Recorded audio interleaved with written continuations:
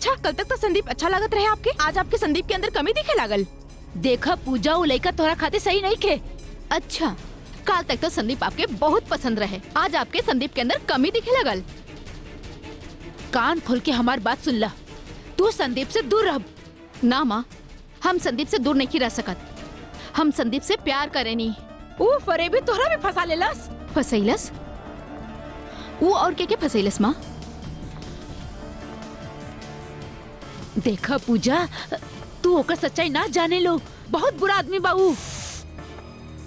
ओकरा से अच्छा तो बंटी बा। सही बा माँ, माँ एगो बात हमके समझाई कि बंटी ऐसा कैले कबा जे वो आपके अच्छा लगे लगल बाप। तू ये प्रसाद ला, तू मंदिर में भी ना ले रहलू। ना चाहिए, एक काम करी, आपके ये प्रसाद ना वो बंटी के जाके खिला दे। अरे दिमाग खराब हो गई बक्का तोहार। हाँ,